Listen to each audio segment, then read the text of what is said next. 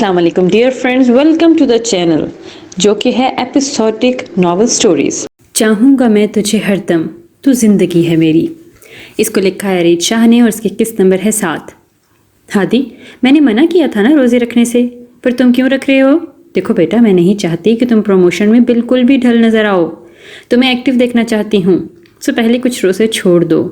تانیہ جانتی تھی کہ ہادی روزہ نہیں چھوڑے گا، لیکن پھر بھی اسے اب اگر کسی چیز کی فکر تھی تو وہ تھی صرف اپنی فلم کی۔ دیکھیں موم، پہلی بات تو یہ کہ روزہ رکھنے سے کوئی ڈل نہیں ہوتا، بلکہ اس میں زیادہ ہمت پیدا ہوتی ہے، اور دوسری بات روزہ میں اپنے لیے رکھتا ہوں، اس سے آپ کی فلم کی پروموشن پر کوئی فرق نہیں پڑنے والا۔ تانیہ کا ہادی کو روزہ چھوڑنے کا کہنا ناگوار گزرا۔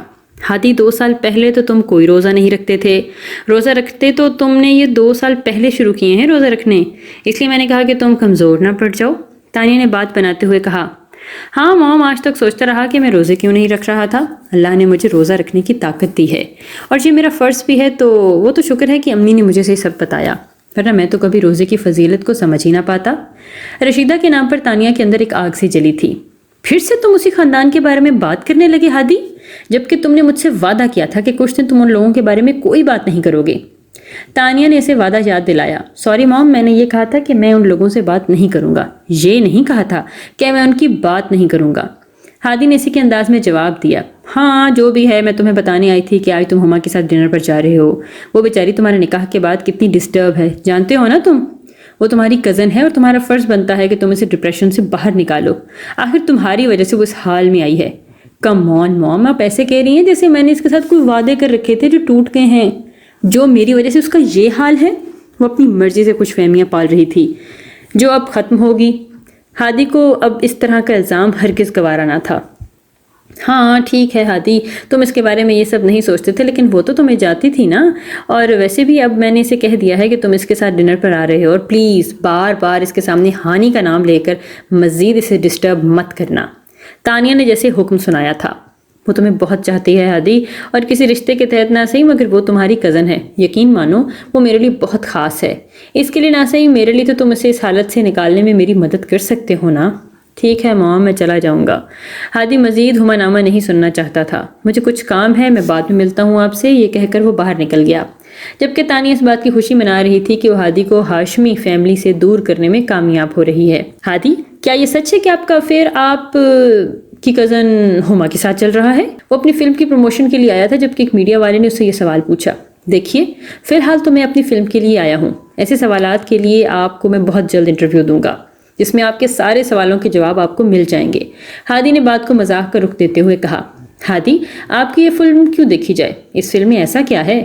ایک اور نمائندے نے پوچھا۔ کیونکہ یہ فلم ایکشن اور ڈرامہ سے ہٹ کر رومانس کی طرف ہے، پیار اور محبت۔ میرے خیال میں پیار اور محبت انسان کی زندگی کا سب سے اہم حصہ ہے۔ یہ ایک لو سٹوری ہے اور میں یقین سے کہہ سکتا ہوں کہ یہ سب آپ کو بہت پسند آئے گا۔ کیا آپ اپنے پرسنل لائف میں بھی اتنے رومانٹک ہیں؟ ایک اور نمائندے نے پوچھا۔ میرے خیال میں یہ سوال ہما میڈم سے پوچھا جائے تو زیادہ بہتر ہے نا، ایک اور نمائندے نے لقمہ دیا جسے لگتا تھا کہ ہادی اور ہما کا افیئر ہے۔ ایسا کچھ نہیں ہے، ہم صرف کزن ہیں۔ ہادی نے بات کو کلیئر کرنے کی کوشش کی۔ تو کیا آپ صرف کزن کو آدھی رات کو ڈیٹ پر لے کر جاتے ہیں؟ ایک اور سوال آیا۔ کیا مطلب ہے آپ کا اس بات سے؟ اس بات سے ہادی کی نمائندے پر بہت زیادہ غصہ آنے لگا۔ کچھ دن پہلے بھی آپ اپنی ایک کزن کے ساتھ یا شاید میڈم ہما کے ساتھ ڈیٹ پر گئے تھے، اور کل بھی نمائندے نے ہادی کے غصے کو کوئی خاص اہمیت نہیں دی تھی، جبکہ اس کی بات پر ہادی کا چہرہ سرخ ہو چکا تھا۔ میرے خیال سے ہم فلم کی پروموشن کے لیے آئے تھے۔ زارا سب کی توجہ فلم کی طرف لے جانے لگی۔ مجھے جو لگا میں نے کہہ دیا۔ خود ہادی کا انٹرویو دیکھا ہے جس میں وہ کہہ رہا تھا کہ وہ اپنی کزن ہما کو ڈیٹ کر رہا ہے۔ فروا نے ہانی کو سناتے ہوئے کہا، بکواس، ایسا کچھ نہیں ہے سمجھی؟ ہانی نے غصے سے کہا۔ ہادی کے دیے گئے نئے انٹرویو پر سب کلاس فیلوز نے اس کو گھیرا تھا۔ ہانی کا ہادی کے بارے میں سوچنے میں سب سے بڑا ہاتھ اس کے کلاس فیلو کا تھا، جو اسے کوئی نہ کوئی بات بتا کر سارا دھیان ہادی کی طرف لے جاتی، جس کی وجہ سے ہر وقت ہادی کے بارے میں سوچتی رہتی۔ ہانی کی کلاس کی ساری لڑکیاں ہادی کی تعریف کرتی اور ہانی کی قسمت پر رش کرتی تھیں، جس کی وجہ سے ہادی کے بارے میں نہ سوچتے ہوئے بھی اسے صرف اور صرف اسے کے بارے میں سوچنا اچھا لگتا تھا، بلکہ اپنے رشتے کو بھی وہ قبول کرنے لگی تھی۔ نہیں، اگر اس نے اس طرح افیئر ہی چلانے تھے تو تم سے نکاح کرنے کا کیا مطلب تھا؟ اس کی کلاس کی ایک اور لڑکی نے کہا۔ نہیں یار، یہ ایکٹرز ایسے ہی ہوتے ہیں، گھر میں بیوی اور باہر گرل فرینڈ۔ تیسری لڑکی نے کہکا لگا کر لقمہ دیا۔ ایسا کچھ نہیں ہے، ہانی نے کہا۔ اگر ایسا کچھ نہیں ہے تو ہادی نے تم سے رابطہ کیوں نہیں کیا؟ اس کی بیسٹ فرینڈ جس کو اپنا ہر راز بتاتی تھی وہ بھی ان لڑکیوں میں شامل ہو چکی تھی۔ دیکھو ہانی، اس طرح سے انجان بنے بیٹھنے کا کوئی فائدہ نہیں ہے. تم تو ویسے بھی ہادی کو کوئی خاص پسند نہیں کرتی. اس کا افیئر اس کی کزن کے ساتھ چل رہا ہے، اس لیے ابھی کچھ نہیں بگڑا. تم یہ رشتہ یہیں ختم کر دو، اسے کلاس فیلو نے اسے سمجھاتے ہوئے کہا. ہادی جانتا ہے یہ انٹرویو ٹی وی پر بھی چلا ہے، جس کے بعد اسے پتا ہوگا کہ اس کے افیئر کی خبر تو آگ سے بھی زیادہ پھیل چکی ہوگی، لیکن اس کے باوجود بھی اس نے تم سے کوئی رابطہ نہیں کیا کیونکہ اس سے کوئی فرق ہی نہیں پڑتا. خیر ہمیں کیا، یہ تمہاری لائف ہے، جو تمہیں ٹھیک لگے وہی تم کرنا. کلاس کی ساری لڑکیاں جا چکی تھی جبکہ ہانی کا دماغ اس کے افیئر پر اٹکا تھا. ہاں اگر ہادی مجھ سے پیار کرتے یا انہیں سب سے زیادہ مجھ سے ہی فرق پڑتا تھا تو مجھ سے رابطہ تو کرتے، لیکن انہیں کون سا لڑکیوں کی کمی ہے، ایک جائے گی تو دوسری آ جائے گی. کالج میں ہوئی باتیں وہ گھر آ کر بتانا چاہتی تھی، لیکن وہ سمجھ نہیں پائی تھی کہ کہاں سے شروع کرے، اسی لیے تو کسی کو کچھ بھی نہ بتا پائی. رات کے تقریباً 12:30 بجے تھے. ہانی ابھی تک جاگ رہی تھی، نہ چاہتے ہوئے بھی وہ ہادی کی کال کا ویٹ کر رہی تھی. لاشعوری طور پر اسے ہادی کے فون کا انتظار بھی تھا. آج بھی ایسا ہی ہوا، لیکن آج اس کا انتظار ضائع نہ ہوا. موبائل پہ آنے والی کال سے اندازہ تھا، اس لیے اس نے جلدی سے اٹھا لیا. ہیلو ہادی، میری ساری سہیلیاں کہتی ہیں آپ کا ہما کے ساتھ افیئر چل رہا ہے. آپ ان مردوں میں ہیں جو گھر میں بیوی اور باہر گرل فرینڈ کے ساتھ رکھتے ہیں. آپ کو لڑکیوں کی کمی بھی نہیں ہے اور نہ ہی آپ کو مجھ سے شادی کرنی چاہیے. فون اٹھاتے ہی اس نے اپنا کہیں دن کا غبار نکالنا شروع کر دیا، اور ان سب کے جواب میں ہادی بس اتنا ہی بولا، کیسی ہو ہانی؟ ہانی جی بھر کر شرمندہ ہوئی. آپ کیسے ہیں؟ آواز مدھم تھی. میں ٹھیک نہیں ہوں ہانی، تمہیں بہت مس کر رہا ہوں. اور تم مجھے مس کر رہی ہو کہ نہیں؟ ہادی میری سہیلیاں کہتی ہیں کہ آپ کی کزن کے ساتھ افیئر ہے. ہانی اس بات کو کلیئر کرنا چاہتی تھی. تم میری بیوی ہو نا ہانی، اور تمہاری جگہ کوئی نہیں لے سکتا. یہ سب دنیا کو دکھانے کے لیے ہے.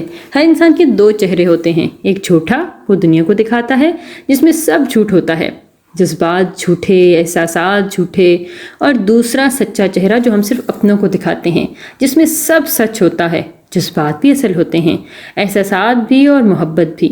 محبت؟ اب یہ مت کہنا ہانی کہ تم نہیں جانتی کہ میں تمہیں کتنا چاہتا ہوں. تم سے محبت کرتا ہوں اور تمہارے بغیر ایک پل صدیوں کی طرح گزرتا ہے. لیکن میں بہت مجبور ہوں ہانی، کچھ دن اور، جیسے یہ پروموشن ختم ہو جائے گی میں تمہارے پاس آ جاؤں گا. ہادی اپنے دل ہانی کے سامنے کھول رہا تھا. تمہیں میرا انتظار ہے نا ہانی؟ اس کے سوال پر ہانی کچھ نہیں بولی اور اس کی خاموشی پر ہادی مسکرایا. میں جانتا ہوں تمہیں میرا انتظار ہے ہانی، میں بھی تمہیں دیکھنے کے لیے بہت بے چین ہوں. اس کے بعد ہادی کچھ نہیں بولا، بس فون بند کر دیا. ہادی سے بات کر کے ہانی بالکل بے فکر ہو چکی تھی. اس نے سہیلیوں کی باتوں کا اثر لینا بھی چھوڑ دیا تھا. ہادی کے فون کال کے بارے میں ہادی نے کسی کو بھی نہیں بتایا تھا کیونکہ اس نے منع کیا تھا. چاچو کچھ دن کے لیے یہاں آنے والے ہیں. ہادی نے تانیہ کو بتایا. لیکن تمہیں کیسے پتا؟ تمہارا تو ان لوگوں کے ساتھ کوئی رابطہ نہیں ہے. تانیہ نے شکی نظروں سے ہادی کو دیکھا. میرے دوست نے مجھے بتایا ہے. اچھا ہی ہے، چاچو سے ملاقات ہو جائے گی. ہادی خوش تھا. ہادی ڈارلنگ، اگر تمہارے چاچو آ ہی رہے ہیں تو ان سے کہو نا ہانی کو بھی اپنے ساتھ لے آئیں. اسی بہانے میری بھی ہانی سے ملاقات ہو جائے گی. آخر میں بھی تو دیکھوں میری بہو کیسی ہے. تانیہ نے اپنی آواز میں ہانی کے لیے محبت سمو کر کہا. لیکن ماما اس طرح سے ہانی کو یہاں بلوانا، میرا مطلب ہے ہانی رہے گی کہاں؟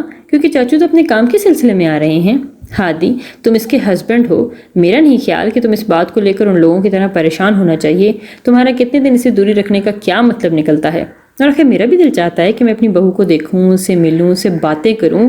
اور میرے بیٹے کی آخر پسند کون ہے یہ بھی تو دیکھنا چاہتی ہوں. بس تصویروں میں ہی تم نے دکھایا ہے، اور جب اس کے باپ کا کام ختم ہو جائے گا تو اس کے ساتھ واپس بھی چلے جائے گی. تم اس کو یہیں بلوا لو. ہادی بھی یہی چاہتا تھا کہ ہانی ایک بار تانیہ سے ملے، اس لیے اس سلسلے میں وہ بابا صاحب سے بات کرنے والا تھا. ایم سوری بابا صاحب، مجھے معاف کر دیں. ہادی مسلسل بابا صاحب کو منانے کی کوشش کر رہا تھا.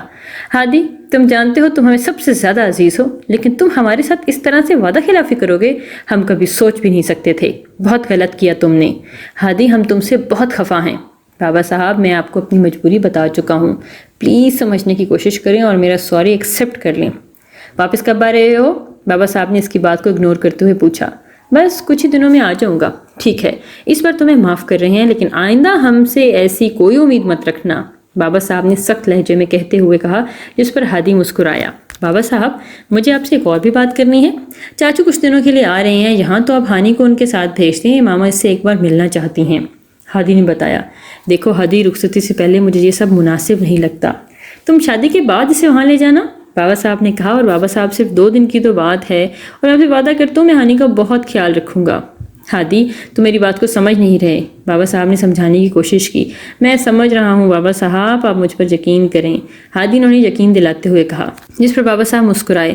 میں جانتا ہوں ہادی، تم پر تو ہمیں خود سے بھی زیادہ یقین ہے. ٹھیک ہے، ہم بلال کے ساتھ ہانی کو 2 دن کے لیے بھیج دیں گے. آپ خوش؟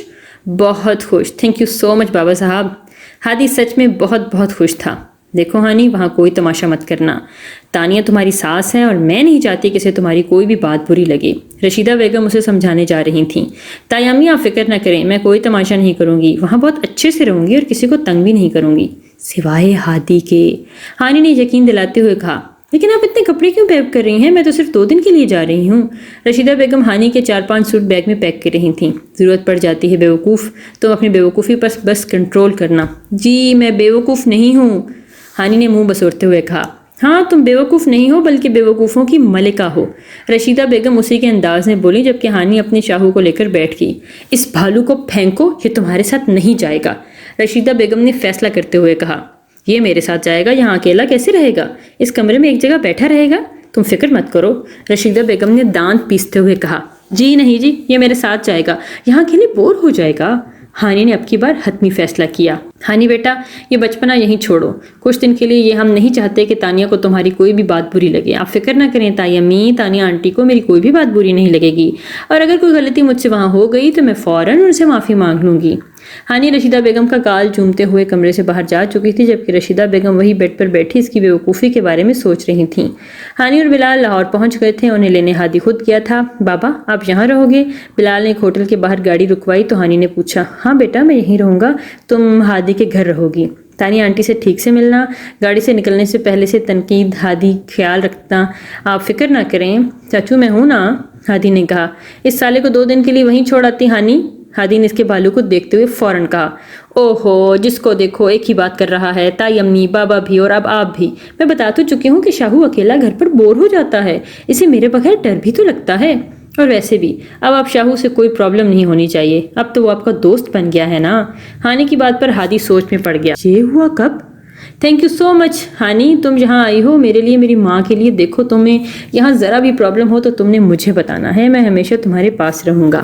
گھر پہنچتے تک شام ہو چکی تھی. ہاتھ میں پکڑا بڑا سا بھالو ہانی بالکل چھوٹی سی بچی لگ رہی تھی, اور تانیہ کا ہانی کا اس طرح سے ٹیڈی بیئر سے کھیلنا تانیہ کو ایک آنکھ نہ بھایا. لیکن اس کے باوجود بھی تانیہ نے اسے بہت اچھے سے ویلکم کیا. اس کے لیے روزہ کھلانے کا اسپیشل انتظام کیا. روزہ کھولنے کے بعد ہادی کام کے سلسلے میں چلا گیا تھا جبکہ تانیہ کی کچھ دوست آ گئی تھی تو ہانی ان کو ملوانے چلی گئی تھی. تانیہ نے اپنی سہیلیوں کو اس سے بہو کے طور پر ملوایا اور پھر سے اسے ریسٹ کرنے کے لیے روم دے دیا. کمرے میں آتے ہی وہ سو گئی. ہادی آیا تو تانیہ نے اسے اپنی باتوں میں لگا لیا اور چپکے سے اس کا فون اٹھا لیا. سحری کا وقت ہو جائے گا, تم جاؤ آرام کرو. ہانی بھی سو چکی ہے, بیچاری بہت تھک گئی تھی. میں نے اس کا بہت خیال رکھنے کی کوشش کی. تم بھی اس سے پوچھ لینا کہ اس سے اس کی ساس اچھی لگی یا نہیں. تانیہ نے مسکراتے ہوئے کہا. اسے سب اچھے لگتے ہیں موم, فکر نہ کریں.